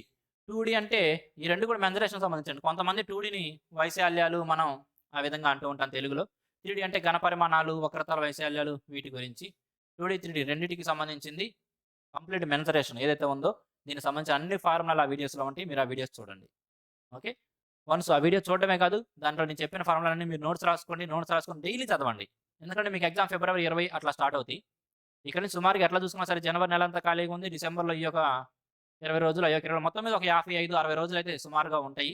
కాబట్టి డైలీ ఫార్ములా చదివారంటే మీరు మర్చిపోయే ఛాన్సే లేదు. నిద్రపోతున్న లేపడినా కూడా చెబుతారు. ఆ ఫార్ములాలు మీరు నోట్స్ రాసుకొని డైలీ చదవండండి. మీరు చూస్తే గనక ప్రతి వీడియోలో 2 క్వెషన్‌లు వస్తున్నాయి. 20 క్వెషన్ పేపర్‌లో 2 మెన్సురేషన్ నుంచే వస్తున్నాయి కాబట్టి ఈ ఫార్ములాలు మీరు ఏవైతే ఉన్నారో అవి డైలీ చదివారంటే ఆ 2 క్వెషన్‌లు మీ జేబులో ఉన్నట్టే. ఓకే. ఖచ్చితంగా స్టూడెంట్స్ ఎవరైతే అడుగుతున్నారో 2డీ, 3డీ వాళ్ళందరూ కూడా ఇవి చూడండి. యూట్యూబ్‌లో అయితే అప్లోడ్ చేయనవి. మీరు అక్కడ యాప్‌లో చూడండి. అదేవిధంగా ఇంకా స్టూడెంట్స్ ఏమడుగుతున్నారంటే ఎల్‌సీఎం, హెచ్‌సీఎఫ్‌కి సంబంధించి. ఎల్‌సీఎం, హెచ్‌సీఎఫ్‌కి సంబంధించి ఒక వీడియో చేయండి అని చెప్పి అడుగుతున్నారు. ఖచ్చితంగా 2 వీడియోస్ చేస్తాను. ఎల్‌సీఎం అండ్ హెచ్‌సీఎఫ్ సెపరేట్ చాప్టర్‌కి ఒక వీడియోలో కంప్లీట్ కాన్సెప్ట్ చెబుతాను. అటువి ఎల్‌సీఎం, హెచ్‌సీఎఫ్ కొన్ని బేసిక్ క్వెషన్స్ చెబుతాను. మరొక వీడియోలో బేసిక్ నుంచి హై లెవెల్ దాకా అన్ని క్వెషన్స్ చెబుతూ 2 వీడియోలు అయితే ఎల్‌సీఎం అండ్ హెచ్‌సీఎఫ్ అవి యూట్యూబ్‌లోనే అప్లోడ్ చేస్తాను. నెక్స్ట్ వీక్‌లో అప్లోడ్ చేస్తాను. కాబట్టి మీరు చూస్తూ ఉండండి. చాప్టర్ వైస్‌గా ఈ 2 మాత్రం ఎక్కువ మంది స్టూడెంట్స్ అడుగుతున్నారు. 2డీ, 3డీ చెప్పమని ఒకళ్ళు, ఎల్‌సీఎం, హెచ్‌సీఎఫ్ ఎక్స్‌ప్లెయిన్ చేయమని. జీడీ కానిస్టేబుల్ స్టూడెంట్స్ కోసం ఇవి నేను ఖచ్చితంగా మన ఛానెల్‌లో ఇవేమో ఛానెల్‌లో అప్లోడ్ చేస్తాను. ఈ 2డీ, 3డీ మీరు యాప్‌లో చూడండి. ఓకే. ఈ క్వెషన్‌కైతే 9 పై. తప్పనిసరిగా ప్రతి ఒక్కళ్ళు యాప్ డౌన్‌లోడ్ చేసుకోనండి. దాంట్లో వీడియోస్ పెడుతూ ఉంటాను చూడండి. Next question and last question. Sohan and Rohan together can do a piece of work in 18 days. If Sohan alone can do the work in 27 days, then how many days Rohan alone takes to complete the same work? Sohan, Rohan ఇద్దరు కలిస్తే ఒక వర్క్‌ని 18 రోజుల్లో చేయగలరా? ఒక పనిని 18 రోజుల్లో చేయగలరు. సోహన్ అనేవాడేమో వాడే ఒంటరిగా ఆ పనిని 27 రోజుల్లో చేయగలడు. మరి రోహన్ ఒంటరిగా ఈ పనిని ఎంత కాలంలో చేయగలడు అంటున్నాడు. ఫ్రెండ్స్ కేవలం ఇద్దరి వరకే ఇచ్చి మరియు వాళ్ళిద్దరూ కలిసి చేస్తే ఏమిచ్చిదని ఈ ఇన్ఫర్మేషన్ గురించి ఇచ్చినప్పుడు, ఈ సింగిల్ పర్సన్‌ది కావాలంటే డైరెక్ట్ స్టెప్ సింగిల్‌గా రాసుకుంటాం కదా! ప్రీవియస్ వీడియోస్‌లో కూడా నేను మీకు చెప్పాను. కేవలం ఇద్దరే ఇచ్చాడు. వాళ్ళలో ఒకడు చెప్పాలన్నప్పుడు ఆ 2 నంబర్స్ ఏవైతే ఉన్నాయో, ఏవైతే 18 మరియు 27 ఇచ్చాడో, ఆ రెండిటిని మల్టిపుల్ చేసుకుంటాం. 18 × 27 డివైడెడ్ బై వాటి మధ్య డిఫరెన్స్. 18కి 27కి మధ్య డిఫరెన్స్ ఎంత? 9 కదా! సింపుల్ అదే కదా మనకు కావాల్సిన ఆన్సర్. ఏం చెప్పొచ్చు 9 ఒకటిలో 9 రెళ్ళు కొట్టేయచ్చు. 27 రెళ్ళు 54. ఎక్కడిది? Option B. Option B. Single స్టెప్‌లో ఈ విధంగా చేసుకోవచ్చండి. కేవలం ఇద్దరే ఇచ్చినప్పుడు. ఇంకా ఎల్‌సీఎం తీసి టోటల్ వరకు అయి కూడా రాయాల్సిన అవసరం లేదు. ఇద్దరి వరకైతే ఇది పాసిబుల్. Single step.